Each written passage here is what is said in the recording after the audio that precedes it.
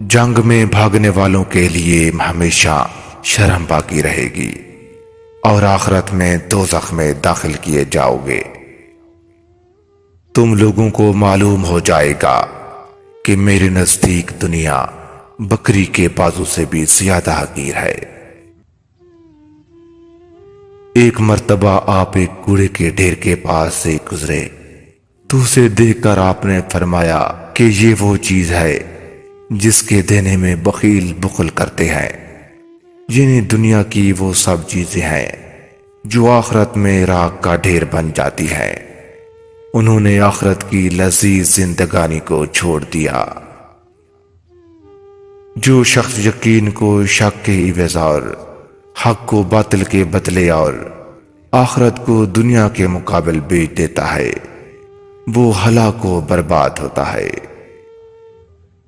دنیا کے مصائب کو بیچ سمجھ اور اپنی جان کو عذاب میں نہ ڈال، کیونکہ قیامت بہت جلد آنے والی ہے اور یہاں کی کوئی چیز سوائے اعمال صالح ساتھ جانے والی نہیں، اور دنیا میں صرف چند روز کا قیام ہے۔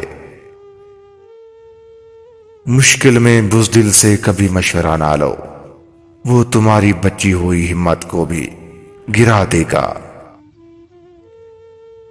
زبانوں کے پیچھے مت چلو، کوئی تمہیں ایسی کہانی نہیں سنائے گا جس میں وہ خود گناہگار ہو۔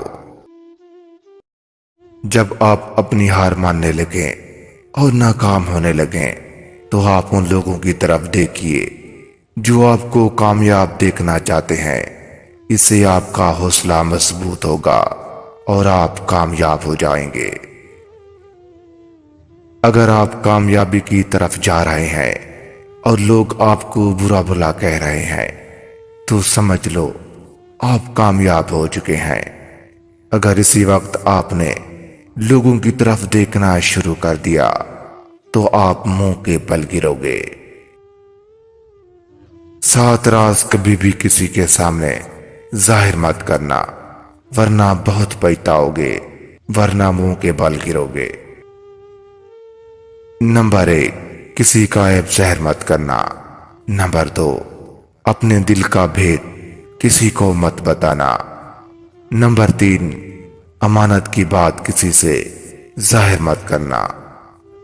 نمبر 4، اپنی پوری طاقت کبھی کسی کو مت بتانا۔ نمبر 5، سفر کی سمت کبھی کسی کو مت بتانا۔ نمبر 6، اپنی تجارت کا فائدہ یا نقصان کبھی کسی کے سامنے ظاہر مت کرنا۔